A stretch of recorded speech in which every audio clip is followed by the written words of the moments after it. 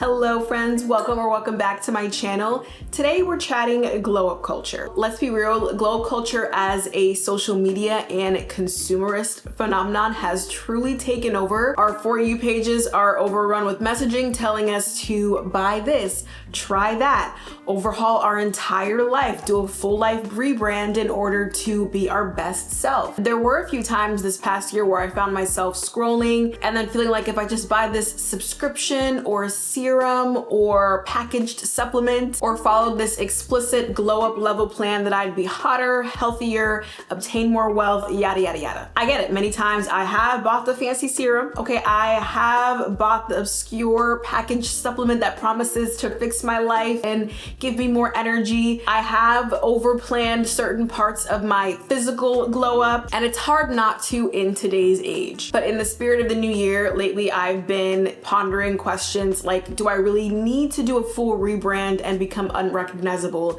in 1 year? Or can I hold space for the person I am right now and implement slow, sustainable changes that align with my values and who I am at my core? You know me on this channel, I am a firm believer that small actionable steps compound into meaningful changes. And I think we know this neuroscientifically, right? Like for example, habits take a long time to actually build and become second nature to us. So this year, rather than a full glow up, level up, rebrand, whatever the girlies are calling it, I'm kind of rejecting that notion and considering more of a soft reboot, a gentle reset, if you will. So in this video, I'll share 4 things that I'm prioritizing for a gentle, sustainable approach to personal growth in 2025. We're chatting about things like value-based spending rather than overconsumption, aligning with our authentic values rather than our algorithms, and specific things I'm doing to simplify my habits and routines. Okay, so if you're in the mood for a little chat, a little yap session, go ahead and grab your warm drink. I'm drinking some tea here. I have my little blankie, so go ahead and grab yours as well, and we're gonna jump right in. Now, don't get me wrong, there is nothing wrong with wanting to shake things up, to change things about yourself. I do this myself. I'm a firm believer that the only constant in life is change. We're human, right? We're ever evolving, and that self-improvement is something that it's good to keep striving for, to keep pushing for. I myself am always actively striving to be a better version of myself. But for me, being an active participant in social media, not just as a creator, but as a consumer as well, I know that there's just a lot of noise. We get glimpses into everyone's lives, everyone's highlight reel, we get everyone's hot takes, and it's easy to be fed certain ideas that might not originate from you because we see it over and over again. And this video really is a drag for me too, so I'm not really talking at you, I'm talking with you and mostly to myself because I am influenced by the girls, okay? I am influenced. So I have to determine for myself, right, what advice is actually resonating with me, what's authentic to me, and what things just don't apply to me. So with that being said, we're jumping into the first part of my 2025 soft reboot plan, which is discovering my authentic likes, interests, and values. This involves taking a step back from the constant stream of influence and really examining what brings me genuine joy and fulfillment. I'm gonna be doing my best to intentionally unplug from social media trends and really take some time to journal about the activities, the hobbies, the experiences that have consistently made me feel like my best self. So one thing I plan to do is a little joy journaling session. Think of this as like a personal audit, right? I'm rediscovering what actually matters to me rather than what I've been conditioned to think should matter. I'm gonna be taking some time to reflect on the past year, maybe the past few years, perhaps jogging my memory with my camera roll, and just jot down those activities or moments that genuinely filled me up. I can even tell you right now, right, some things like live music, the concerts that I've been to in the last year or two, good food and culinary experiences, my trip to Alaska, for example, where I got to whale watch for the first time and, you know, take in the natural scenery. Those are some of those larger experiences. Some of those small, more mundane experiences might include sipping a nice warm tea while I read a good piece of fiction, movement sessions in my Pilates corner in which I'm moving my body body not to hit a specific external goal, but because it just generally makes me feel good. Maybe having a nice, nutritious breakfast in the morning with my partner before we go our separate ways for work for the day. So just things like that. And then I want to think of ways I can implement more of those moments into my life. So in my 2025 yearly planning video, where I walked you through my entire Notion, I discussed how I wanted to be more intentional about scheduling those joy-filled activities into my calendar. So I said things like I wanted to connect more to nature. I wanted to up my book count for the year. I wanted to cultivate more creative hobbies that I was doing in the past. I'll link that video here if you're interested, but essentially there were many of these goals in my Notion page, and I showed you in that video how I have a template that kind of auto-populates specific questions for each goal, so I'm really able to really deeply reflect on why I'm actually pursuing a particular goal, what I hope to gain for it, the habits that I need to possess in order to reach that goal, etc., etc. So I really think having these questions readily available to me every time I say I want to make something a goal, a priority, a habit, really helps me just stay aligned with myself rather than just chasing external trends or external validation. And if these pursuits require a time or monetary investment on my part, then at least I know, hey, this is actually something that's authentic to me, that I'm actually spending my time or money on, and it's going to contribute meaningfully to my life in the long run. This brings me to my second point, which is really a read for myself, working to reject overconsumption associated with the glow up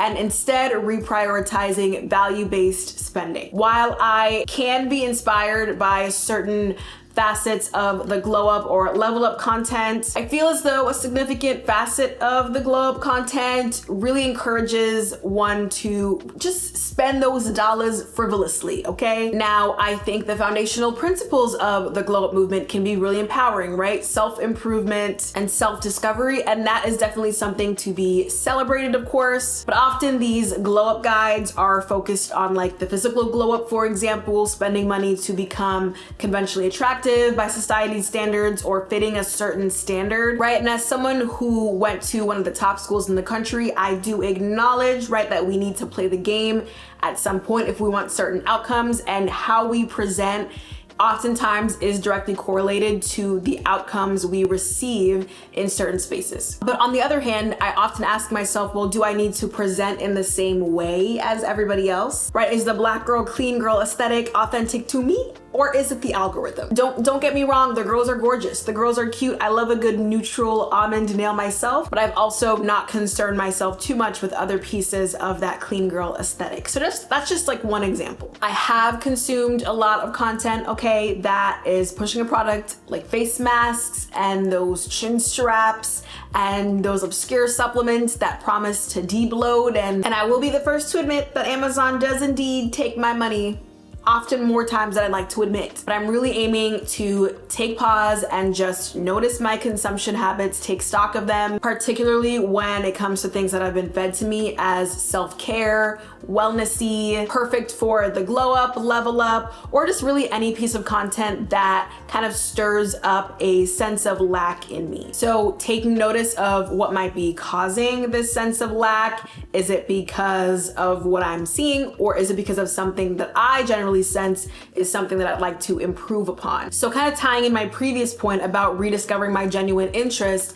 I am reprioritizing value-based spending. Value-based spending is the practice of aligning our spending habits with our core values, right? What truly matters to us, rather than following trends or giving in to those impulse purchases. It means being intentional about where our money is going, investing in goods and experiences that genuinely fill us up, and stepping back from the constant pressure to buy this just because it's marketed as something that we need to have for self-improvement purposes. And it's not all doom and gloom, right? It also means that we can be guilt-free if we're spending in alignment with our values. So I just redid my lifestyle analysis for this year with the help of a spreadsheet that I got from my Factora course. I talked about that a little bit in my 2025 planning video, and I'll leave that info down below if you're interested. But I stated that my current values that are the same as last year's are health and wellness, flexibility and optionality, and joie de vivre, or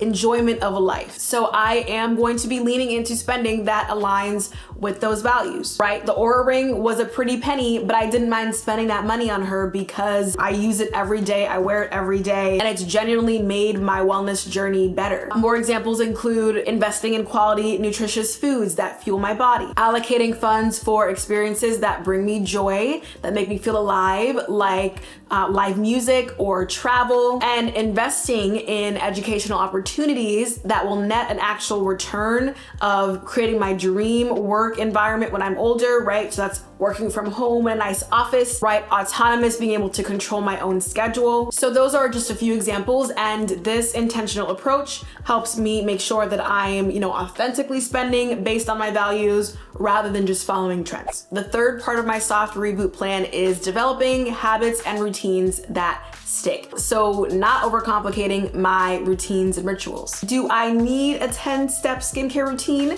At this point, no, thank goodness. I live in Florida, so although it's hot as hell, it's also humid. So that helps keep the skin nice and cute, prevents it from drying out. But unfortunately, the sun doesn't get the memo, right? Which is why I use sunscreen religiously. So to continue with the skincare example, at this point, I know the only things I really need are a good sunscreen, some vitamin C, a good moisturizer, and a retinoid cream for the nighttime. And if I find something that works, which I have based on my experience working for a dermatologist, but I know that I can stick to those things other than just trying a bunch of things that I see on TikTok just because it looks cute. When it comes to morning and evening routines, I know sometimes I'm not always in the mood for an elaborate routine. And sometimes based on what I anticipate my workload to be for that day, I might not always have time to do certain things. So thinking about what are the bare minimum things I actually need to do to keep me feeling good, keep me healthy, and what other things are just icing on the cake. Some days I'm able to have that optimal morning routine where I'm waking up super early, I'm going on a nice morning walk, I'm coming back, showering, getting ready, skincare, making my warm, cozy drink, and then sitting down for a very long journaling session while I'm eating breakfast. So that is the ideal, but there are also some days where I gotta get out the house early, right? I need something quick, right? I just need to take my supplements, scarf something down, take my matcha to go. And then usually in those cases, I will try to schedule my movement either midday or later in the evening after work, right? So just learning that my worth and notions about how disciplined or motivated I really am, that's not really tied to my ability to have a perfect morning or evening routine. So as a type A girl, I find that kind of embracing more of this flexible mindset helps prevent this all or nothing mindset that can just kind of throw off our whole entire progress just because we can't complete an elaborate routine. I've also found immense benefit from systemizing how I think about routines. So I'm habit stacking, right? I'm building my simple habits on top of one another, and I'm using tools. One of which is Notion, because I have everything in my life stored in Notion. So this is no different. I have a couple videos on here showing you how I use my habit tracker, my wellness corner, my self-care page, and my gratitude and evening reflections digital journals in Notion. So I'll link some of those videos down in the description as well as those Notion templates. You definitely don't need to use Notion or the templates. There are tons of videos out there. You can literally just get a pen and notebook out and do that. But if a system like this sounds like it resonates with you and you don't want to take the time to kind of like recreate it and think through it, then I recommend checking it out. So the fourth part of my soft reboot plan is locking in on my health and wellness foundations, going back to the basics. As I explained in my value-based spending section, one of my core values above all else is health and wellness. I've shared a little bit before on here and also in my bi-weekly newsletter, Mindful Mondays. Check it out if you want to join the fam. But I currently live with an autoimmune disease. So I have a lupus diagnosis that's technically also mixed connective tissue because I have like all the things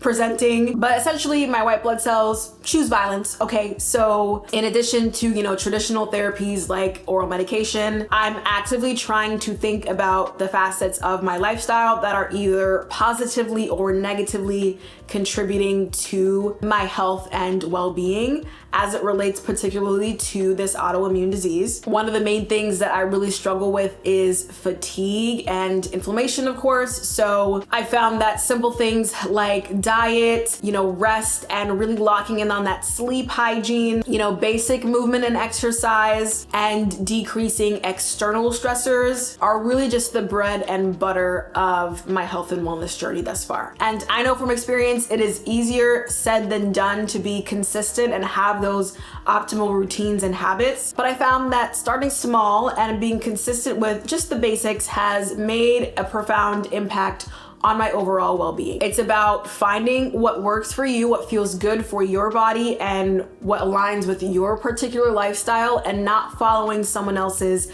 perfect wellness routine. For example, diet for me, it's about fueling my things that I know that my body needs, right? Targeting those micronutrients through whole foods rather than running to buy a supplement, right? So this is your reminder to go ahead and go to the veggie aisle, right? Get some dark greens, some foliage, okay? And it's also about decreasing, the processed sugar, the alcohol consumption, which is hard because I love a sweet treat and I love a good red wine. But I found that we're not perfect. Okay, moderation is key.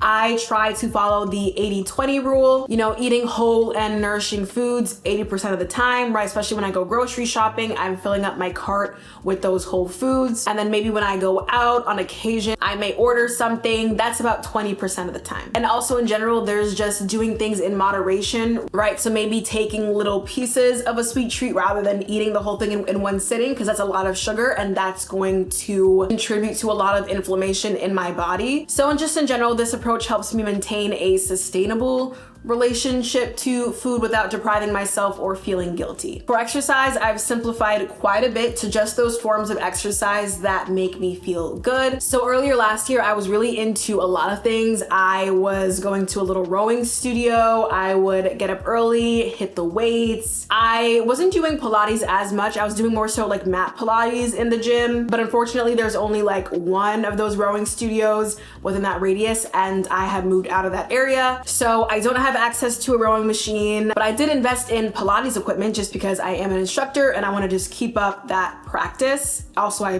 love Pilates. I have a chair, I have a reformer combo, and that also comes with a jump board, so I can use that for a little bit of cardio. I'm aiming to prioritize daily walks outside, but also because I work hybrid remote, right? I work from home most of the time, so I have a little walking pad in my office as well. There's also a pool in the back, but we haven't used that yet. So we'll see if we use that to get a little cardio in. But essentially, I'm just sticking to forms of exercises that currently fit me where I'm at right now in this season of my life. On the topic of social media, right? I will also say when it comes to your health, I am in favor of always consulting a healthcare professional, a health expert, doing your own research into what you're buying. We probably don't need like 500 different supplements, and some of them probably have no extensive clinical basis. Don't shoot me. Okay, a little bit of an aside. I definitely believe in the power of other forms of medicine, maybe outside of our traditional scope of Western medicine. And I do believe in being vigilant and taking your health into your own hands and being your own health advocate, right? For me, right, I'm not taking advice just from any